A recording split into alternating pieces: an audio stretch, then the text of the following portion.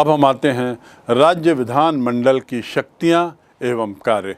विधानमंडल की शक्तियां व कार्य जिसका हिस्सा है राज्यपाल, विधानसभा और विधान परिषद, जहां विधान परिषद हैं। विधानमंडल जो है, जैसे केंद्र में संसद विधायिका का मुख्य अंग है, बल्कि विधायिका के अंतर्गत संसद का जो कार्य है, विधानमंडल का राज्य की विधायिका में वही कार्य है। अर्थात मुख्य कार्य विधि निर्माण, कानून का निर्माण, और विधि निर्माण में दोनों सदन या जहां एक सदन हो वो भाग लेते हैं और कानून बनाने की प्रक्रिया को संवैधानिक दृष्टि से निपटाते हैं। इनके मुख्य कार्यों पर यदि बात करें तो पहला कार्य है व्यवस्थापिका संबंधी शक्तियां, वही जो लोकसभा की हों। कानून के निर्माण क्षेत्र में विधानसभा विधान परिषद से अधिक शक्तिशाली, लोकसभा राज्यसभा से ज़्यादा शक्तिशाली। विधानसभा जो है वो किस विषयों पे कानून बनाती है, लोकसभा किन विषयों पे कानून बनाती है? लोकसभा यूनियन लिस्ट पर कानून बनाती है, केंद्रीय सूची पे के विषयों पर कानून बना सकती है। उसी प्रकार विधानसभा राज्य सूची पर कानून बना सकती है। विधानसभा स्टेट लिस्ट के अंतर्गत दिए गए विषयों पर कानून बना सकती है। विधानसभा द्वारा जो भी कानून बनाए जाते हैं और संसद द्वारा जो कानून बनाए जा सकते हैं, उसमें कहीं विरोध हुआ तो विधानसभा का कानून निरस्त माना जाएगा। ये बात याद रखें। विधानसभा द्वारा बनाए गए कानून और संसद द्वारा बनाए गए कानून में विरोध होने की स्थिति में विधानसभा द्वारा बनाए गए कानून निरस्त। विधानसभा द्वारा पास किया गया कोई भी साधारण विधेयक विधान परिषद जहां है वह अधिकतम 3 माह तक उसे रोक सकती है। राज्यसभा कितने समय तक, लोकसभा के प्रस्तावों को कितने समय तक, साधारण प्रस्तावों को 6 माह, लेकिन विधान परिषद जहां भी है वह 3 माह के लिए अधिकतम ऐसे प्रस्तावों को, साधारण प्रस्तावों को रोक सकती है। अंततः विधानसभा का निर्णय ही अंतिम होगा, जैसे केंद्र में लोकसभा का निर्णय। व्यवस्थापिका संबंधी शक्तियों के बाद दूसरी शक्ति है कार्यपालिका संबंधी शक्ति। मंत्रिपरिषद पर पूरा नियंत्रण जैसे लोकसभा का, ऐसे विधानसभा का राज्य की मंत्रिपरिषद पर नियंत्रण। राज्य की कार्यपालिका विधानसभा के प्रति उत्तरदायी, जैसे केंद्र की कार्यपालिका लोकसभा के प्रति उत्तरदायी, राज्यसभा के प्रति नहीं। ये बात बहुत महत्वपूर्ण है समझने की, और इसको मैं बारंबार इसीलिए कह रहा हूँ। याद रखेंगे, उत्तरदायित्व लोकसभा के प्रति है, राज्य में उत्तरदायित्व विधानसभा के प्रति है, क्योंकि विधानसभा के सदस्य जनता द्वारा चुने जाते हैं जो सर्वोच्च हैं, तो उत्तरदायित्व भी जनता के प्रति है। और इसलिए जब तक विधानसभा का विश्वास है तब तक कार्यपालिका कार्यरत है, तब तक मंत्रिपरिषद कार्यरत रहेगी। जिस दिन विधानसभा ने विश्वास खो दिया, जिस दिन विधानसभा ने अपना विश्वास विधानसभा में मंत्रिपरिषद के खिलाफ व्यक्त कर दिया, इसका मतलब अविश्वास प्रस्ताव का पारित होना। और अविश्वास प्रस्ताव जब पारित होता है तो क्या होता है? मंत्रिपरिषद को इस्तीफा देना होता है, मंत्रिपरिषद अपदस्थ हो जाती है। इसके अतिरिक्त विधानसभा के सदस्य जो हैं वे प्रश्न पूछ सकते हैं, स्थगन प्रस्ताव ला सकते हैं, निंदा प्रस्ताव ला सकते हैं, सरकारी नीतियों की आलोचना कर सकते हैं, सरकारी आंकड़े, सरकारी डेटा या जो भी सरकारी जानकारियां हैं उसके बारे में सरकार से सवाल जवाब कर सकते हैं। और ऐसा करते हुए विधानसभा के सदस्य मंत्रिपरिषद पर या कार्यपालिका पर पूरा नियंत्रण रखते हैं, वैसे ही जैसे कि लोकसभा नियंत्रण रखता है केंद्र की कार्यपालिका पर। तीसरी शक्ति है वित्तीय शक्ति, बिल्कुल वैसी ही जैसी कि केंद्र में है। कोई भी वित्त विधेयक विधानसभा में ही पहले प्रस्तावित होगा, विधान परिषद में नहीं। विधानसभा से वो पारित होता है तो कहाँ जाएगा? विधान परिषद को जाएगा, जहां विधान परिषद है। अन्यथा वह सीधा राज्यपाल के पास जाता है। विधान परिषद विधेयक को कितने दिन रख सकता है यदि चाहे तो? वित्त विधेयक को वह अधिकतम 14 दिन रख सकता है, उस पर कुछ सुझाव भेज सकता है। लेकिन विधानसभा के लिए यह बाध्यता नहीं है कि वह वित्त विधेयक के मामले में विधान परिषद के सुझावों को लागू करे, स्वीकार करे, बाध्य नहीं है। और ऐसी स्थिति में वह चाहे तो उसी वित्त विधेयक को पुनः पारित करके उसे पारित करवा सकती है। अन्यथा उस विधेयक को उसी रूप में पारित माना जाएगा जिस रूप में मूलतः विधानसभा ने उसे विधान परिषद को भेजा था।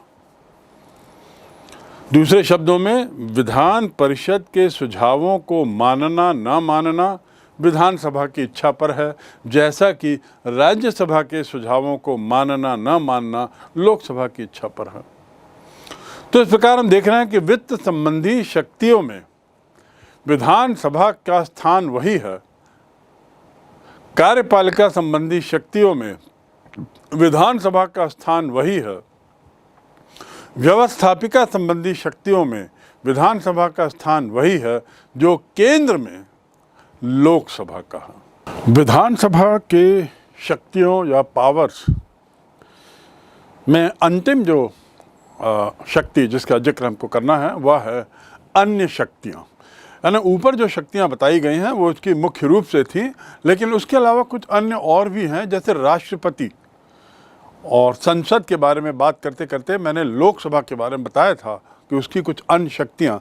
तो यहाँ पे विधानसभा की अन्य शक्तियों में उसके निर्वाचन में भाग लेने की शक्ति, अर्थात राष्ट्रपति के निर्वाचन में विधानसभा के सदस्यों की अहम भूमिका होती है, जैसा हमने राष्ट्रपति के संबंध में अध्ययन करते हुए समझा था। तो विधानसभा का एक महत्वपूर्ण दायित्व है राष्ट्रपति के चुनाव में मतदान करना, निर्वाचन में भाग लेना। उसके अलावा संविधान के कुछ अनुच्छेदों में संशोधन की यदि बात आती है,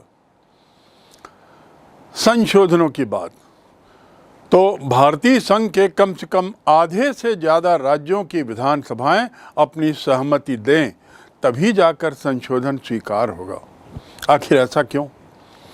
राज्यों की सहमति, वह भी आधे से ज़्यादा राज्यों की, क्यों ज़रूरत है?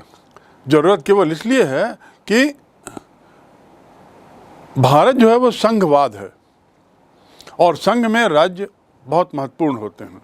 इसलिए संवैधानिक संशोधन यदि कुछ होगा तो कम से कम आधे राज्यों की विधानसभा, और जहां विधान परिषद है वहां हम उसे विधानमंडल कह दें, आधे राज्यों की सहमति मिलने के बाद ही वह संशोधन पारित होता है। इस प्रकार विधानसभा की शक्तियों के तहत हमने इसको समझा। अब हम आते हैं राज्य के विधानमंडल के उस अंग के अध्ययन के लिए जो मात्र 6 या 7 राज्यों में है। 7 राज्यों में विधान परिषद, जो एक तरीके से यदि हम तुलना करें तो केंद्र में संसद का जो अपर हाउस है राज्यसभा, वैसे ही राज्य में जो अपर हाउस है वह है विधान परिषद। और मैं बार बार इस बात को दोहराऊंगा कि विधान परिषद मात्र 6 राज्यों में है, 7 राज्यों में है, छत्तीसगढ़ में नहीं है। तो विधान परिषद चूंकि 7 राज्यों में है, वह विधानमंडल का हिस्सा है उन राज्यों में, हमें उसके बारे में भी जानना जरूरी है। जैसे राज्यसभा उच्च सदन होता है केंद्र में, ऐसे ही विधान परिषद भी उच्च सदन। जैसे राज्यसभा लोकसभा की तुलना में कम शक्तिशाली, ऐसे ही विधान परिषद भी विधानसभा की तुलना में कम शक्तिशाली। जैसे राज्यसभा का चुनाव परोक्ष ना होकर के प्रत्यक्ष ना होकर के परोक्ष होता है, ऐसे ही विधान परिषद का चुनाव भी ऐसे होता है। कुल मिलाकर हमने जो राज्यसभा के बारे में पढ़ा, लगभग सभी बातें विधान परिषद में लागू होती हैं, एक्सेप्ट 2-3 शक्तियों को छोड़कर, कोई अपवादों को, वे अपवाद हैं। सदस्य संख्या की बात करें तो किसी भी राज्य की विधान परिषद के सदस्यों की संख्या उस राज्य के विधानसभा की संख्या के 1/3 से अधिक और 40 से कम नहीं होगी। मैं पुनः दोहरा दूं, विधान परिषद की संख्या के संबंध में नियम यह है कि उस राज्य में जहां ये विधान परिषद प्रस्तावित है, वहां विधानसभा के सदस्यों की 1/3 संख्या से अधिक होना चाहिए, लेकिन उसके साथ ही न्यूनतम 40 होना चाहिए। ऐसे ही मैंने कुछ देर पूर्व आपको बताया था कि विधानसभा में न्यूनतम संख्या 60 होनी चाहिए, लेकिन 4 राज्य ऐसे हैं, बहुत छोटे राज्य, जहां पे संख्या 40 है। ये अपवाद है, अदरवाइज अन्यथा संवैधानिक दृष्टि से, संवैधानिक रूप से 60 की संख्या को न्यूनतम माना गया है। जिन 7 राज्यों में सदन है, जिसे हम उच्च सदन कहते हैं, वह है बिहार जहां 75 सीटें हैं, कर्नाटक 63 सीट, उत्तर प्रदेश 99 सीट, जम्मू कश्मीर 36, महाराष्ट्र 78, आंध्र प्रदेश 50 और तेलंगाना 40।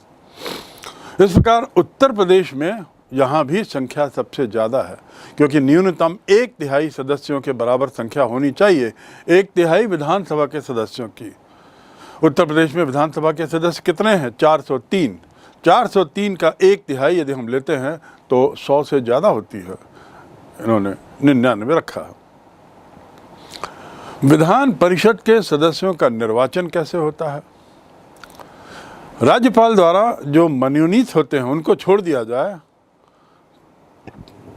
राज्यपाल द्वारा जो मनोनीत होते हैं, जैसे राज्यसभा में राष्ट्रपति द्वारा, इस संख्या को छोड़ दें जो हर राज्य में अलग अलग होगी, तो इनका बाकी सदस्यों का चयन आनुपातिक प्रतिनिधित्व के आधार पर एकल संक्रमणीय प्रणाली के अंतर्गत अप्रत्यक्ष रूप से, आनुपातिक प्रतिनिधित्व, एकल संक्रमणीय प्रणाली और अप्रत्यक्ष चयन, वही जो राज्यसभा का है। इसके निर्वाचन में कौन कौन लोग रहते हैं, इसको थोड़ा देख लें। आनुपातिक प्रतिनिधित्व, एकल संक्रमणीय प्रणाली और अप्रत्यक्ष रूप से मतदान करने की पात्रता कौन रखते हैं, अर्थात कौन लोग विधान परिषद के सदस्यों का चुनाव करते हैं? पहला, स्थानीय निकायों के निर्वाचक मंडल द्वारा। विधान परिषद के कुल सदस्य की संख्या, उसमें से 1/3 सदस्यों का चयन स्थानीय निकायों द्वारा होता है, और स्थानीय निकायों से तात्पर्य है नगर निगम, नगर पालिका, जिला परिषद या ऐसी संस्थाएं जो स्थानीय निकाय कहता है, लोकल एडमिनिस्ट्रेशन के तहत ये सब आते हैं, जो उस शहर को, वहाँ की व्यवस्था को देखते हैं, उस नगर की व्यवस्था को देखते हैं, आदि आदि। तो नगर पालिका, नगर निगम के जो हैं, वे लोग 1/3 सदस्य चुनते हैं। उसके बाद स्नातक, ग्रेजुएट लोग 1/12 सदस्य निर्वाचित करते हैं, और निर्वाचित होते हैं ऐसे लोग जो स्नातक होने के बाद कम से कम 3 वर्ष से उस राज्य में हों। ये स्नातक मतदाता हैं, 3 वर्ष कम से कम। कौन मतदाता? कैसे स्नातक मत कर सकते हैं? वे स्नातक जो 3 वर्ष रहे हों, उस राज्य में रह रहे हों। और ये लोग कितना सदस्य चुनते हैं? 1/12 संख्या। तीसरा, शिक्षकों के द्वारा 1/12 शिक्षकों के द्वारा निर्वाचित करते हैं, जो उस राज्य में माध्यमिक शिक्षाएं, माध्यमिक स्कूल, उच्चतर माध्यमिक, उच्च शिक्षण संस्थाओं में कम से कम 3 वर्ष से कार्यरत हैं, वे लोग भी मतदाता हैं। और स्थानीय निकाय 1/3, उसके बाद स्नातक लोग 1/12, फिर शिक्षक 1/12 और फिर विधानसभा के सदस्य, ये लोग 1/3 चुनते हैं। विधानसभा के सदस्य 1/3 लोगों का चुनाव करते हैं। विधानसभा के सदस्यों द्वारा विधान परिषद की जितनी सीटें हैं निर्धारित की गई हैं, उसकी 1/3 सीटें विधानसभा के सदस्यों के द्वारा चुनी जाती हैं। और उसके बाद अंतिम है राज्यपाल द्वारा मनोनीत। विधान परिषद के कुल सदस्य संख्या का 1/6 राज्यपाल द्वारा मनोनीत होता है। और ये मनोनयन का आधार साहित्य, संगीत, कला, समाज सेवा, विशेष ज्ञान, विशेष कौशल, खेलकूद आदि आदि इन क्षेत्रों में जिन्होंने महारत हासिल की है, राज्य को गौरवान्वित किया है, राज्य को नाम दिलाया है अंतर्राष्ट्रीय मंच पे, राष्ट्रीय मंच पे, इनसे विधान परिषद के 1/6 सीटें भरी जाती हैं। इनका प्रतिनिधित्व बहुत महत्वपूर्ण होता है विधान परिषद में, क्योंकि ये अपने अपने क्षेत्रों की समस्याओं, अपने अपने क्षेत्रों की आवश्यकताओं, अपने अपने क्षेत्रों से जुड़े हुए लोगों की इच्छाओं को व्यक्त करते हैं, सरकार तक वे बात पहुंचाते हैं। और इस प्रकार इन विभिन्न विधाओं के विकास में राज्य में ये नामित सदस्यों की बहुत महत्वपूर्ण भूमिका होती है। और ये सदस्य किनके द्वारा मनोनीत होते हैं? राज्यपाल द्वारा। वैसे ही जैसे राज्यसभा के 12 सदस्यों का मनोनयन कौन करता है? राष्ट्रपति। तो यहाँ पर 1/6 सदस्यों का चयन राज्यपाल करते हैं। हाँ, नाम मात्र के लिए राज्यपाल करते हैं। सच्चाई तो ये है कि मुख्यमंत्री और उनका मंत्रिमंडल ये तय करता है कि कौन लोगों को नामित करना हो, और उनकी सूची फिर राज्यपाल को भेज दी जाती है, जिसे वे स्वीकार करने के लिए बाध्य हैं। विधान परिषद के सदस्यों की योग्यताओं की बात करें तो पहला, भारत का नागरिक। दूसरा, जैसे राज्यसभा में न्यूनतम आयु 30 वर्ष, ऐसे विधान परिषद की न्यूनतम आयु 30 वर्ष। तीसरा, किसी लाभ के पद पर ना हो, कोई सरकारी नौकरी में ना हो। चौथा, संबंधित राज्य का निवासी हो।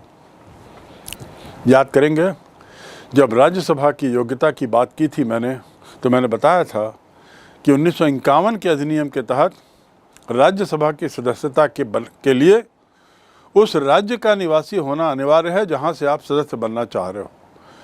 लेकिन बाद में संशोधन हुआ 2003 में, और उस संशोधन के तहत निवासी होने की जो पात्रता थी वह हटा दी गई राज्यसभा के मामले में। अब वह बस देश का नागरिक हो, भारत का स्थायी निवासी हो, इतना जरूरी है। जरूरी नहीं कि उस राज्य का हो जहां से उसका चयन होना है, लेकिन विधान परिषद के मामले में आवश्यक है कि वह उस राज्य का निवासी हो।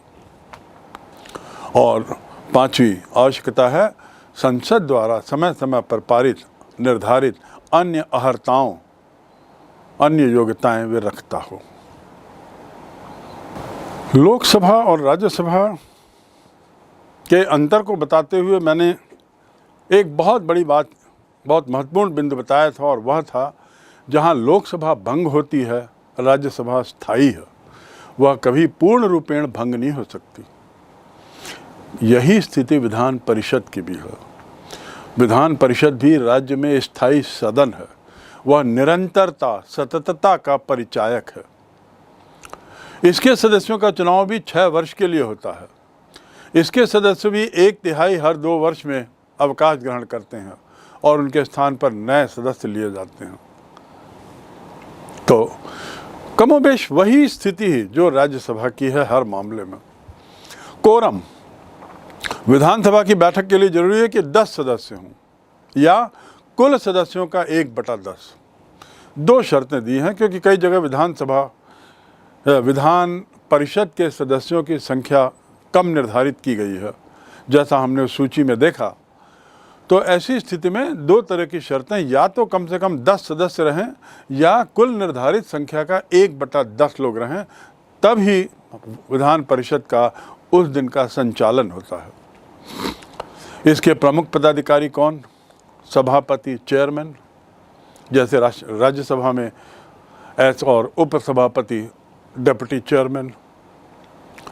इन दोनों का चयन कहाँ से होता है?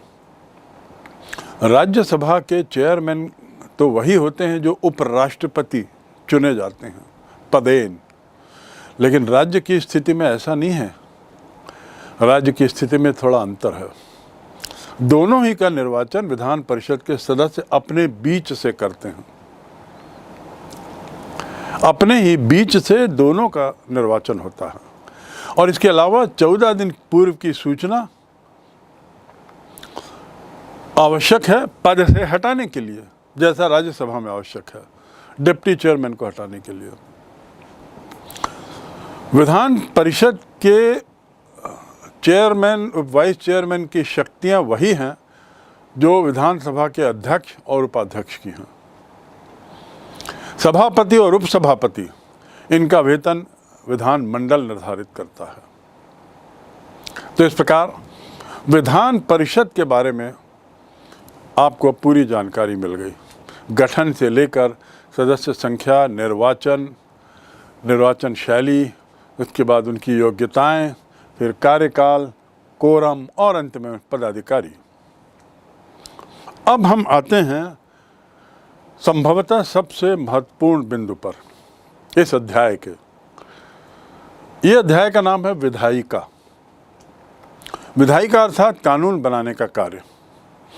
हमने ये तो पढ़ लिया कानून कौन बनाता है, हमने ये पढ़ लिया कि कानून बनाने में कौन कौन सी संस्थाएं या व्यक्ति या ये सब जुड़े रहते हैं। अब हमें जानना है कि कानून बनता कैसे है, प्रारंभ से लेकर अंत तक कितने पायदानों से इस प्रक्रिया को गुजरना पड़ता है, तब जाकर एक प्रस्ताव जो है वो अंत में कानून का रूप लेता है। प्रारंभ में जो प्रस्ताव है वह अंत में कानून का रूप लेता है। उस बीच वह कितनी प्रक्रियाओं से गुजरता है, इसे अब समझना जरूरी है। दूसरे शब्दों में, संसद कानून कैसे बनाती है, विधानमंडल कानून कैसे बनाती है, दोनों के उत्तर लगभग एक ही होंगे। विधि निर्माण की प्रक्रिया और लॉ मेकिंग प्रोसीजर। विधि निर्माण की प्रक्रिया या कानून बनाने की प्रक्रिया, इस पर अब हम अध्ययन करेंगे। और जब इसकी बात करते हैं तो अनुच्छेद 122 का जिक्र आता है। अनुच्छेद 122 संविधान निर्माण की प्रक्रिया से उसका संबंध है। मैंने आपको पूर्व में बताया था संघ सूची, उसके बाद समवर्ती सूची, उसके बाद राज्य सूची और फिर अपशिष्ट विषयों की सूची, यानी बचे हुए विषय।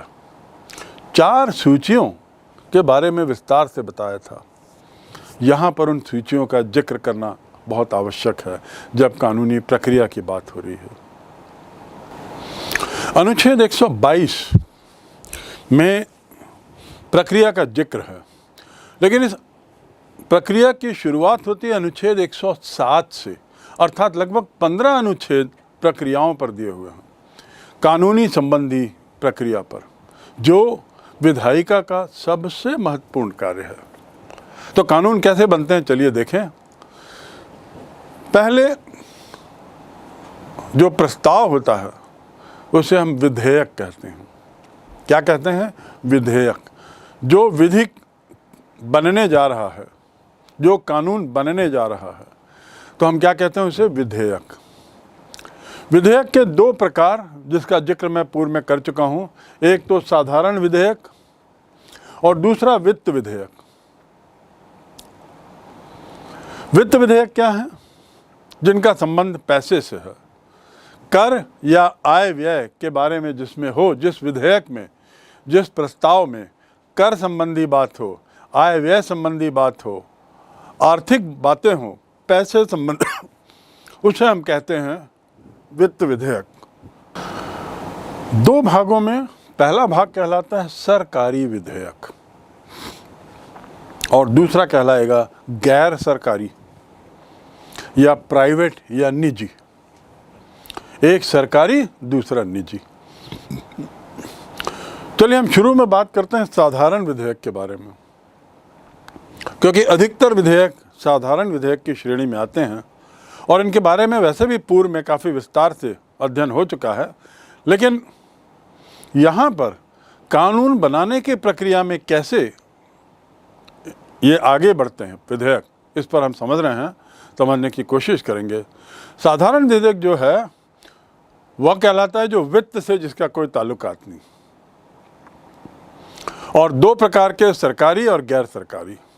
सरकारी विधेयक वे विधेयक हैं जिसे मंत्री प्रस्तुत करते हैं, और मंत्री प्रस्तुत करते हैं का अर्थ है जिसे सरकार प्रस्तुत करती है। क्योंकि मंत्री जब विधेयक प्रस्तुत करता है, कोई प्रस्ताव कानून बनाने के लिए, तो वो अपने आप एक दिन अचानक ऐसा प्रस्ताव ला के सामने नहीं रखता। उस सदन में रखने के पहले मंत्री को उस प्रस्ताव को लेकर बड़ा लंबा कार्य करना पड़ता है। अधिकारियों से बातचीत, लोगों से ओपिनियन, उसके बाद उसे ड्राफ्ट करना, अन्य देशों के अनुभव आदि आदि का निचोड़, तब जाके एक प्रस्ताव बनता है। और यदि मंत्री समझता है कि हाँ यह प्रस्ताव उचित है, तब वह मंत्रिमंडल के सामने रखेगा, मंत्री परिषद के सामने नहीं, मंत्रिमंडल के सामने, जिसे कैबिनेट कहते हैं, जिसमें केवल विभागों के सर्वोच्च मंत्री रहते हैं। स्वतंत्र प्रभार के मंत्री भी इसमें नहीं रहते, केवल पहली श्रेणी के मंत्री रहते हैं मंत्रिमंडल में। मंत्रिमंडल के सामने इसे रखेंगे। यदि मंत्रिमंडल इस पर सहमत है या मंत्रिमंडल कुछ सुझाव और जोड़ना चाहता है, तो उसको जोड़ने के बाद, अंततः सहमति मिलने के बाद, तब जाकर फिर मंत्री उसे सदन के पटल पर रखता है। अर्थात सदन के पटल पर रखने में कुछ नहीं तो 5-6 माह लग जाते हैं उसके पहले। और ऐसा विधेयक जो मंत्री रखता हो वह सरकारी विधेयक कहलाता है, क्योंकि उसमें सरकार का हाथ है, सरकार की इच्छा है। और दूसरा है गैर सरकारी विधेयक, जो अन्य सांसदों द्वारा प्रस्तुत किया जाता है, मंत्रिपरिषद के सदस्यों द्वारा नहीं, अन्य सांसदों द्वारा। ये तो हुई पहली बात। दूसरी बात, साधारण विधेयक जो है वह किसी भी सदन में पहले प्रस्तुत किया जा सकता है। जरूरी नहीं है कि वह केवल लोकसभा में पहले जाए, जरूरी नहीं है कि साधारण विधेयक को राज्यसभा में ही पेश किया जाए पहले, नहीं, जहाँ पे भी कन्वीनियंट होगा, सुविधा की दृष्टि से ध्यान रखते हुए उसे किसी भी सदन में पहले प्रस्तुत किया जा सकता है। अब ये मंत्रिमंडल की सहमति अनुमति के बाद ये एक सदन में पेश होता है विधेयक मंत्री के द्वारा। अब आगे क्या होता है? अब कानून बनने की प्रक्रिया में कैसे बढ़ता है?